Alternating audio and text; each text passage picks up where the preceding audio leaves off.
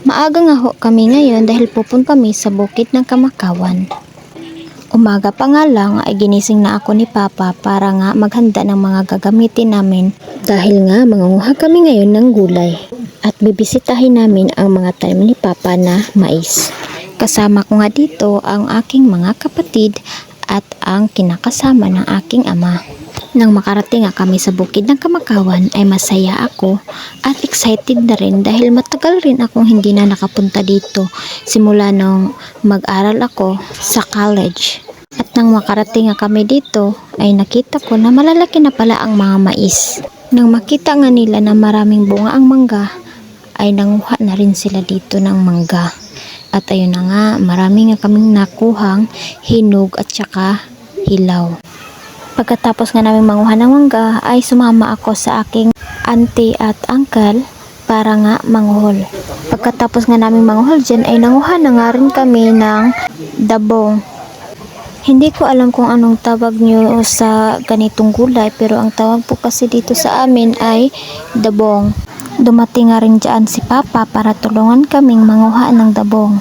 Isa nga po ito sa paborito kong gulay lalo na kapag inadobo at ginataan. Kaya nga nang nalaman ko na pupunta kami dito sa bukid ng Kamakawan ay niyaya ko talaga si Papa na manguha nga kami ng dabong.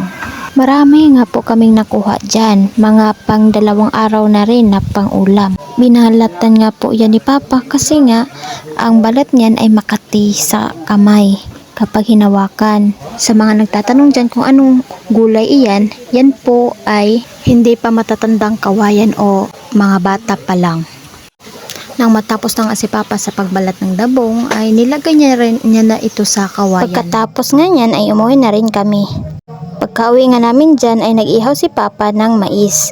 At ayan na nga ang sarap ng mais. Sarap na sarap nga ako dyan sa pagkagat-kagat ng mais. Masarap talaga kapag nakaw. Charot lang! Pagkatapos ko nga kumain dyan ng mais ay kumain naman ako ng mangga. Ito yung manggang nakuha namin kanina. Pagkatapos ko ngang kumain dyan ng mangga, ay niyaya naman ako ni Papa na manguha daw kami ng saging. Pinotol nga dyan ni Papa ang puno ng saging. Pagkatapos nga niyan ay hinati-hati niya na ang saging para ipamigay sa kanyang mga kapatid. Pagkatapos nga namin manguha ng saging, ay niyaya naman ako ni Papa para manguha ng mais. Ang mais na po ito ay hindi amin. Mahaba-habang lakaran pa nga ito kasi nga malayo. Nang makarating na nga kami sa aming destinasyon ay agad nang nanguha si Papa ng mais. Sinabihan ko na nga si Papa dyan na marami-rami na rin ang aming nakuhang mais. Pero sabi nga niya, kulang pa daw iyon. Kaya pinabayaan ko na lang. Ang ginawa ko na nga lang ay kinukuha ko ang mga mais. Masaya nga lang ako sa aking ginagawa. Nang makarami nga kami dyan ay umuwi na rin kami. Bago nga kami umuwi ay nanguha muna ako ng sitaw. Ang mga sitaw na nga ito ay walang halong kemikal.